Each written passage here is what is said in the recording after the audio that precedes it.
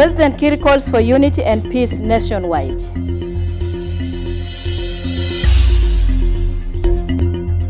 Organized forces are directed to perform their duties with integrity as the nation prepares for the independence anniversary. And 73 medical students graduate from Upper Nile University to boost medical services.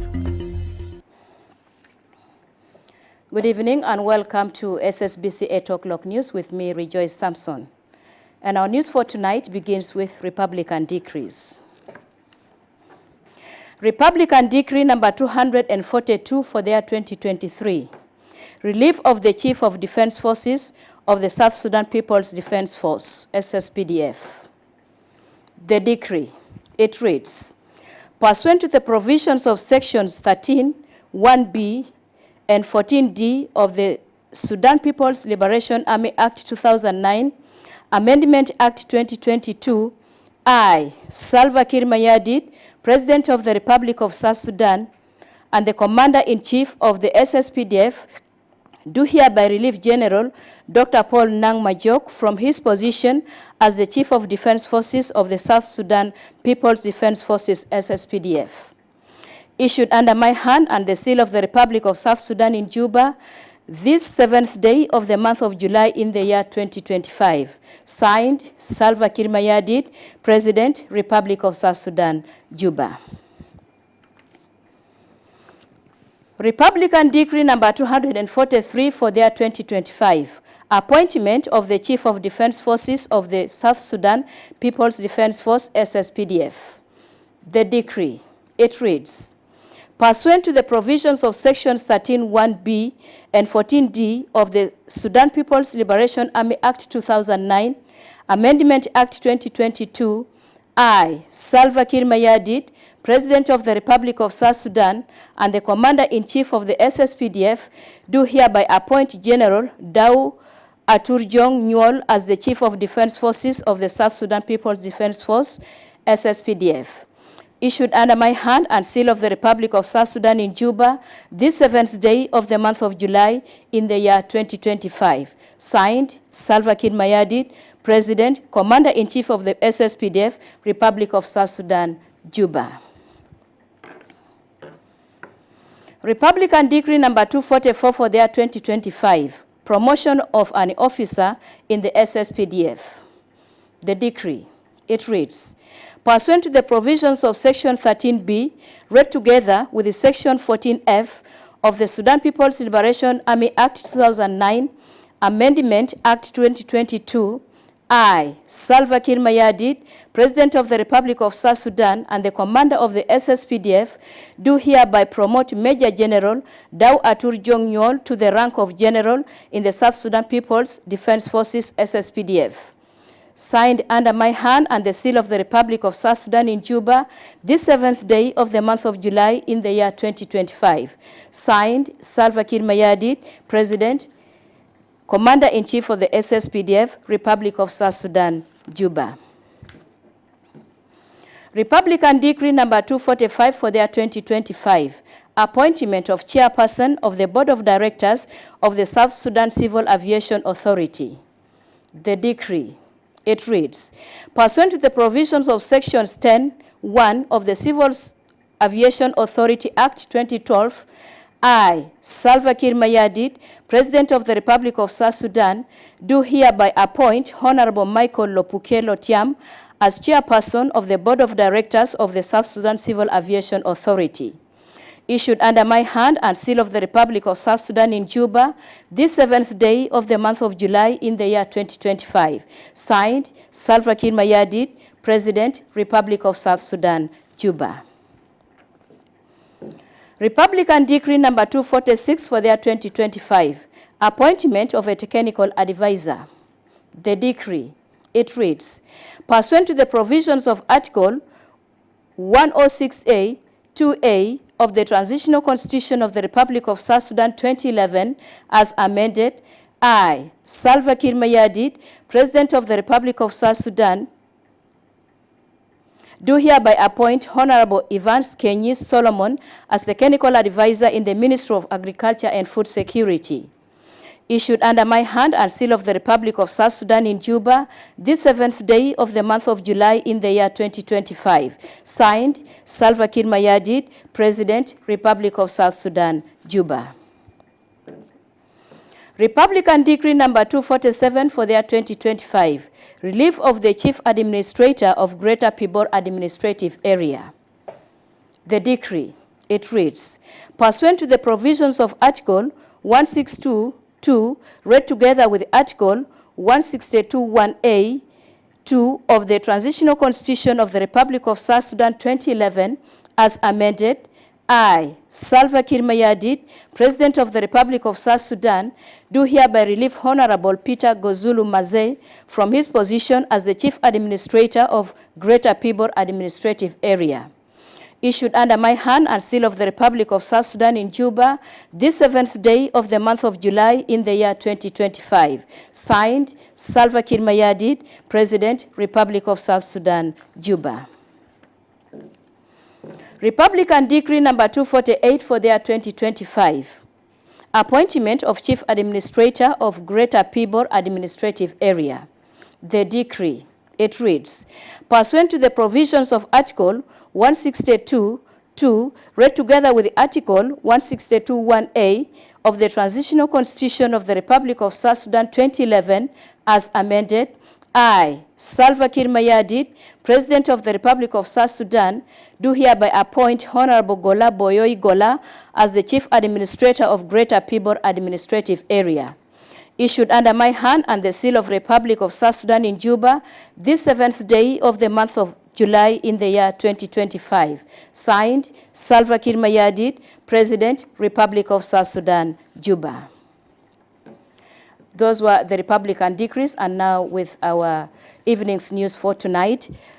President Salva Kiir Mayardit has received a comprehensive report from Vice President for Economic Affairs, for Economic Cluster, Dr. Benjamin Bolmel, detailing the current state of the country's economy and security situation.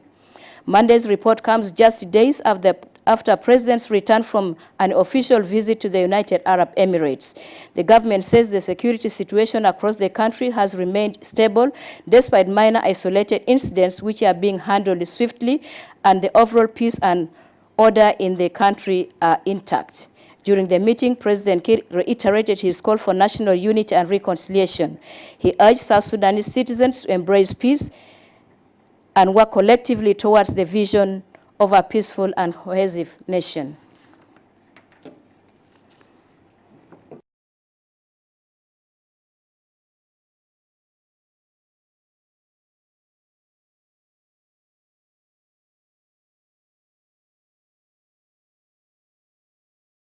Still at the State House, President Salva Kiir Mayardit has commended the government and people of Eastern Equatoria for their unwavering commitment to peace and stability.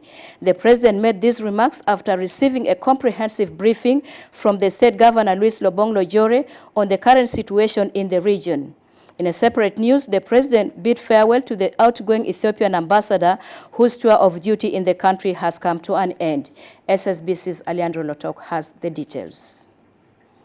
With a steady focus on the nation's progress, President Kiir has commended the government and the people of Eastern Equatoria for their consistent efforts towards maintaining peace and stability. The president's remarks came after a detailed briefing from Governor Louis Lobong Lojore on the general situation within the region. Governor Lobong highlighted that Eastern Equatoria remains stable largely due to the efforts of local communities and leadership.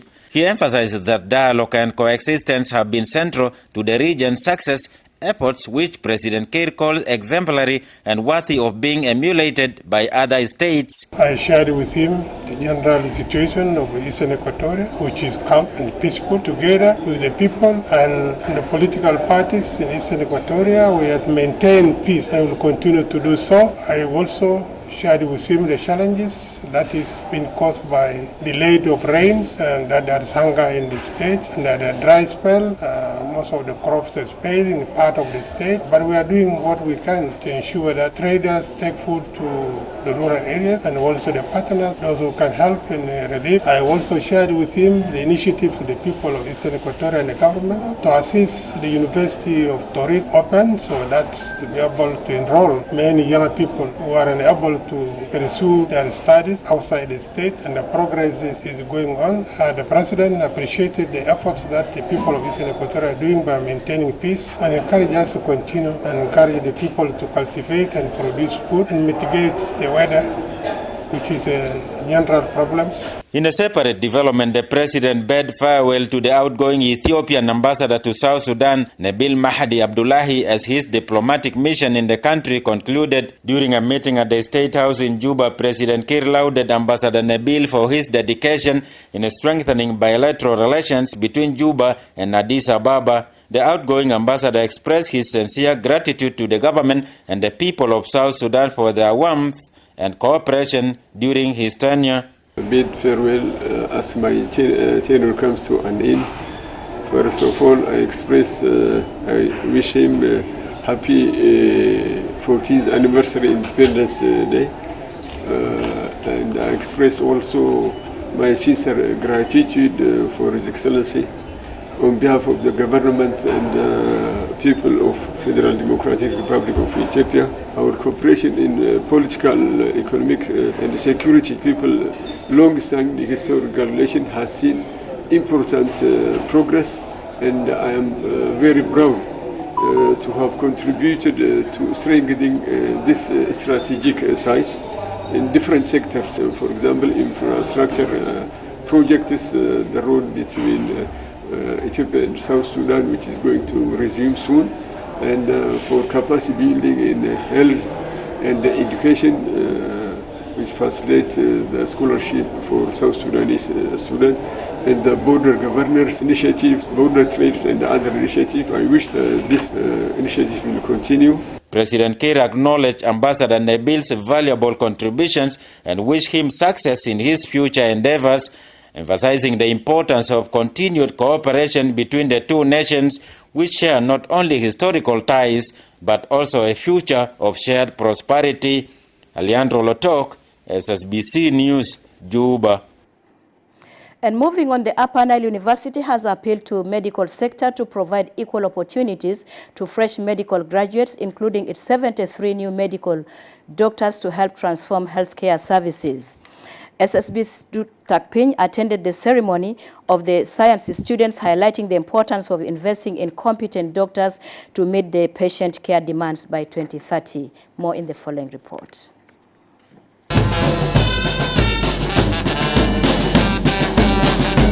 The day is calm and momentous as 73 science students officially received their degrees from Upper Nile University, marking the completion of their academic journey and their formal entrance into the medical professions. This academic milestone holds great significance not only for the graduates but also for the university community and the peoples of South Sudan who are hopeful for improved medical services. In recognition of this achievement, the university's Medical Student Association organized an event to honor the 73 new doctors for their resilience and determination as they prepare to enter the healthcare field and help to bridge the gaps in the country's medical system. The Minister of Higher Education, Science and Technology, Modud Biariel, who presided over the graduation ceremony, expressed confidence that these new doctors could transform healthcare delivery in the country. Always strive for excellence. It is not about caring for the whole person, addressing their physical, emotional, and social needs, but rather it is also about building relationships, fostering trust, and making a positive impact on the lives of those who use. Representing the Vice Chancellor of Upper Nile University, Professor Ambrose Samuel, urged the graduates to apply their knowledge and skill effectively to meet the diverse healthcare needs of the populations and contribute to the public health advancement. Today we are graduating new human savers. Human savers, they are excellent like this one, they will save us for the other 50 years to come. We can see that these graduates, they are now well back, because I have seen how rigorous the exam which has been done to them.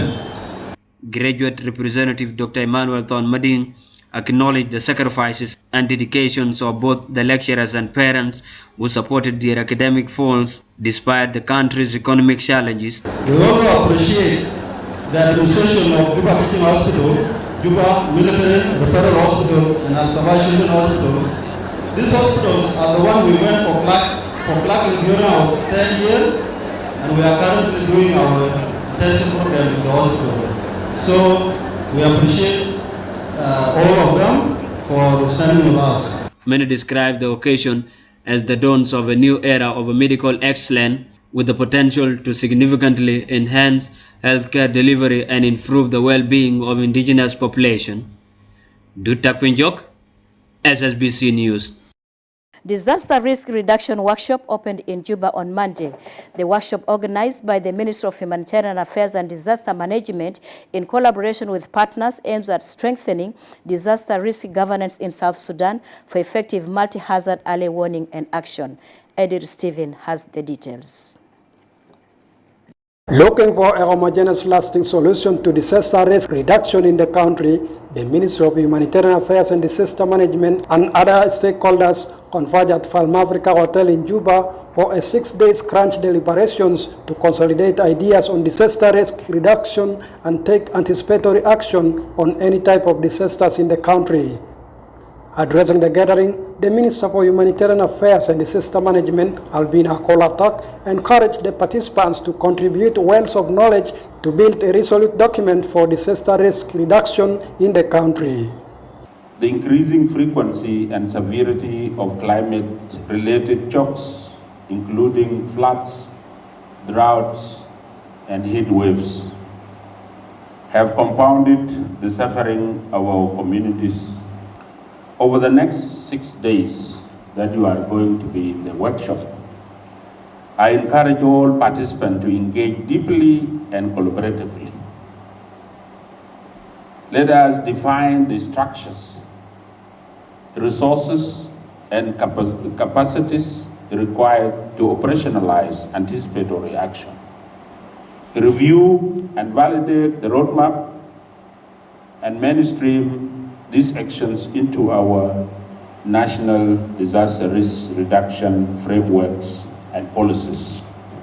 And the representative of Intergovernmental Authority on Development, IGAD, David Kwaje, said it's crucial to align anticipatory action with the existing government priorities to match regional policies for addressing disaster risks. As you all know, South Sudan faces a complex and compounding risk environment which is marked by the intersection of climatic extremes, displacement, and social-economic stress.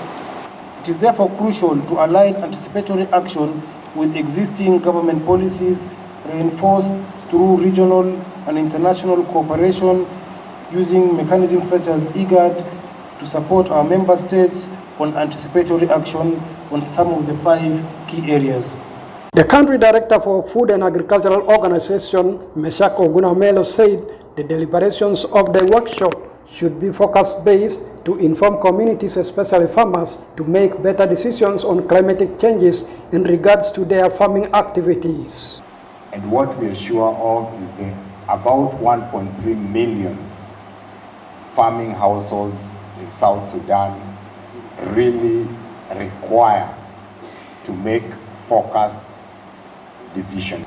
And so I want to encourage this group that as we move ahead, let us put these communities ahead and think, what is this decision that they need to take so that they can be able to take anticipatory. On her side, the representative of the United Nations Disaster Risk Reduction Kobe Wafola Sikoko urged stakeholders to incorporate and implement the 2021 disaster risk policies into the anticipatory action and advance the agenda of disaster risk reduction and early warning actions in the country.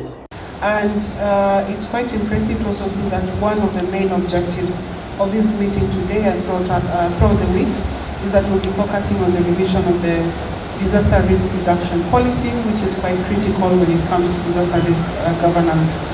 Also, as UNDRR, we are fully aware that South Sudan is affected by various water-related risks, particularly floods and drought, and that the impacts that the Republic of South Sudan experiences from these two hazards remains quite massive.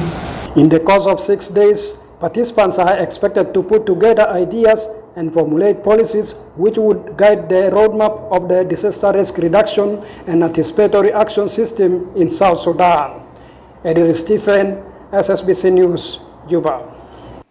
Let's have a short break and we'll be right back.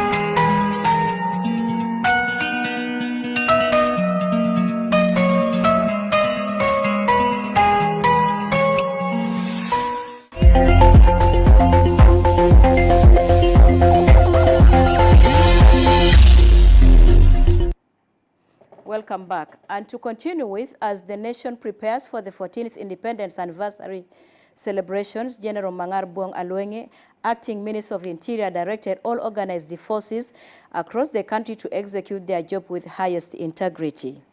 General Mangar also urges citizens to cooperate with security personnel during the celebrations. On his part, the Inspector General of Police, General Abraham Manuel Peter, announces deployment of over 4,000 forces to ensure public safety during the celebration. The police chief emphasizes the commitment of the organized forces to protecting civilians and their property, urging community to actively participate alongside the law enforcement agency to maintain law and order.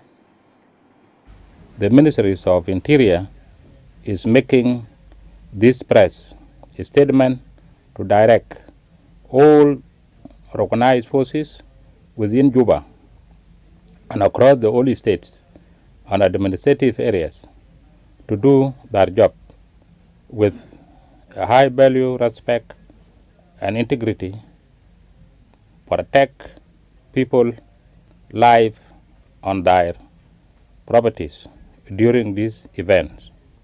We also appeal to the citizen countrywide to cooperate with the security forces so that celebrate our independence peacefully.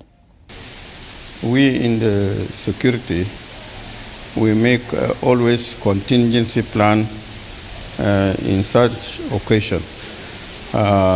We bring forces from different units, being the army, because they are going to make a cordon circle outside the town.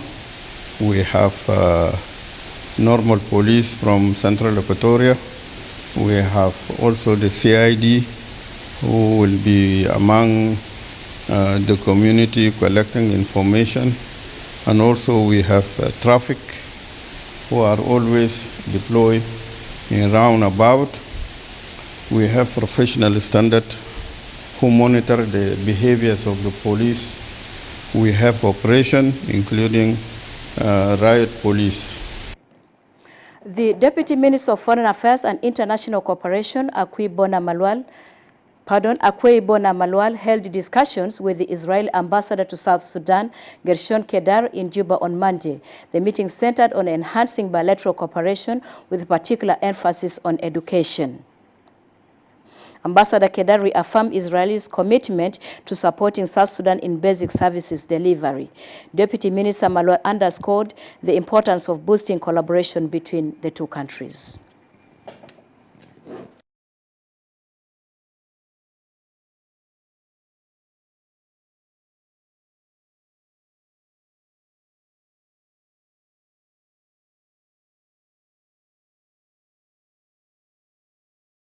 Central Equatoria government and UNMIS explored key areas of cooperation to enhancing peace and development in the state. This follows a meeting between Governor Rabi Mujung Emmanuel and UNMIS head of field office Njoki Kinyanjui, focusing on peace, security, unity, and infrastructural development. Governor Mujung confirmed his commitment to working closely with the UNMIS in advancing peace-building and development efforts across the state. Speaking to the media after the meeting, Njoki assured UNMIS's continued support to the state, noting that the governor's priorities align with the mission's mandate to promoting peace and stability in South Sudan. In our discussion, the governor has drawn out his priorities, which are aligned to the UNMIS mandate. Some of the priorities that His Excellency the Governor drew out are in relation to peaceful coexistence across the counties of Central Equatoria State, civil-military relations, service delivery, as well as understanding the priorities of different communities and looking at the peaceful coexistence and the structures across the counties that we can support for peace and security. He also drew out some of the priorities, including infrastructural development for peace, as well as infrastructural development to enable movement and access and service delivery in the state. We are going to take this into consideration and continue working and deepening our relationship with the state government. Still in Central Equatoria, where the Kajukeji community paid a courtesy call on the governor of Central Equatoria, Rabi Emmanuel Mujung, to congratulate him on his appointment to the new position. Governor Mujung reaffirmed the state government's commitment to resolving the challenges facing the county. He highlighted the ongoing plans to restore peace and stability and called for unity among the people of Central Equatoria State. Agritisa Sabuni, the chairperson of Kajukeji community, emphasized provision of social services in the area.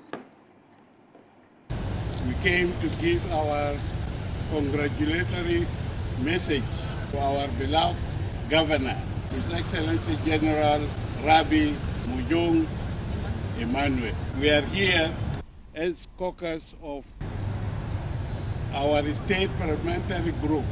All of us are behind him and will always continue to support him, protect him in any problems of our country, so that we can have peace in this beloved country of ours.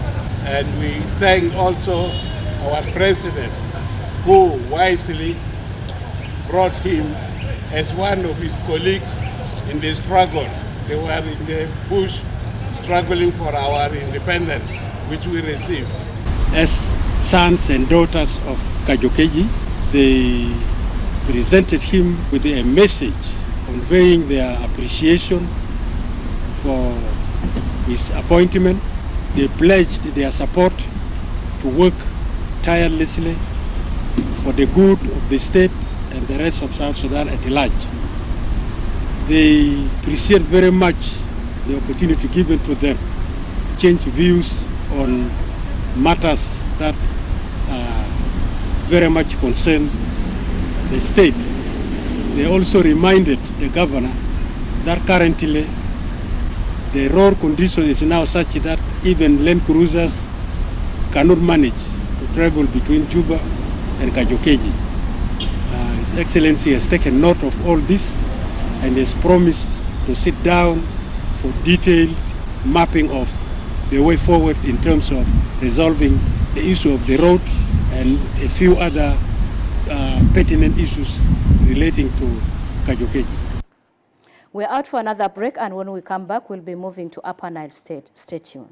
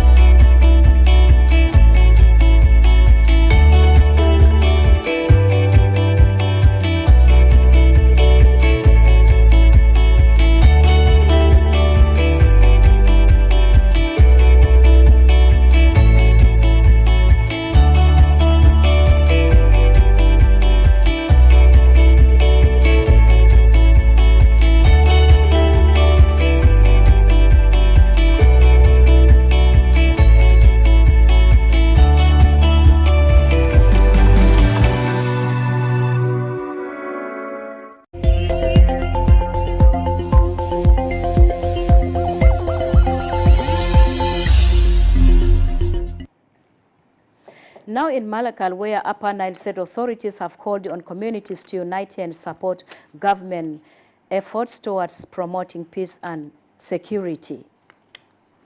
Governor James Kongchol stated this during a visit to Reng County, stressing his administration's plans to fostering peace and security to pave way for development. يا فعلا ان احنا جايين نجي نحتفل معه يوم 9/7 اللي هو عيد بتاع الاستقلال بتاع جنوب السودان، والرساله بتاعي لهم انه يكون وحده بيناتنا، وحده جنوب السودان، وحده بتاعنا بتاع ولايه النيل ده في المقام الاول. يعني ده موسم الزراعي، ناس يزرعوا لانه الامن الغذائي اهم شيء ومحدد شديد كان مع. Governor Bolwek Agoth and partners have discussed areas of cooperation.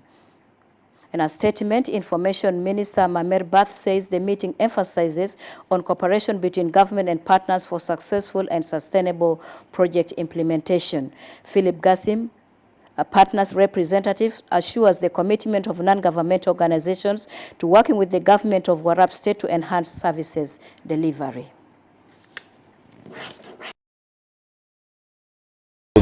To review our long-term partners with this developmental partner. So, which phase 1 was implemented by our developmental partners, where UNDP partnership with Concord develop and construct around 11 law enforcement, rule enforcement structures. So there are some of them. The calls for support was accepted by our developmental partners, headed by UNMIS. And then now we'll be heading to the implementation of the state of emergency, and our governor will begin his touring in Greater Toy soon. At the time, it's not yet communicated, but will be communicated soon. So we established a number of community governance structures, PCRCs, cattle camp committees.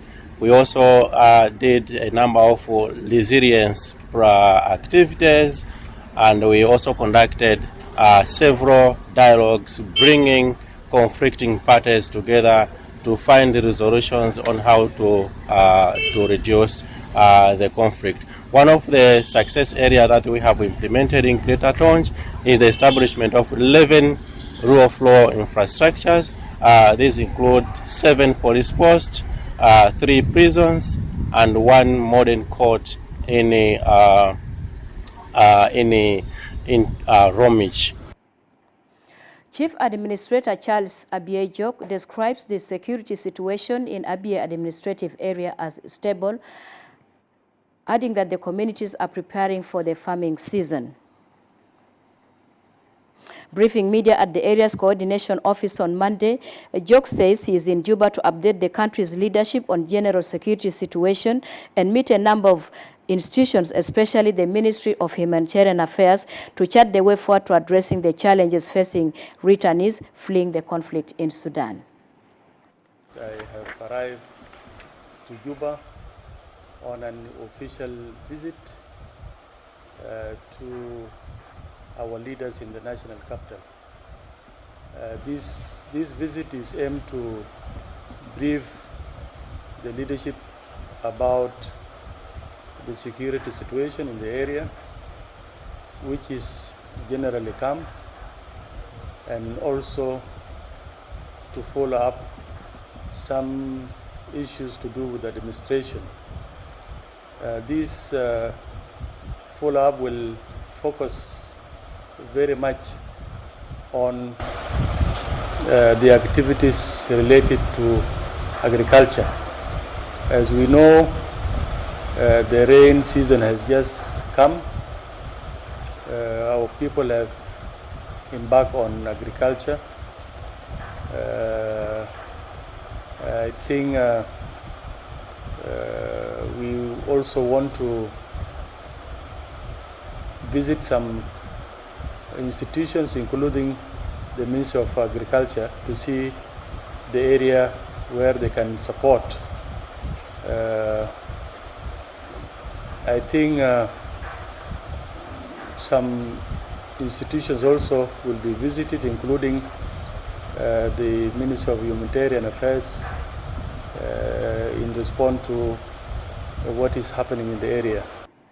That's it for this evening news. We thank you so much for joining us and have a wonderful time with the rest of the programs. Good night.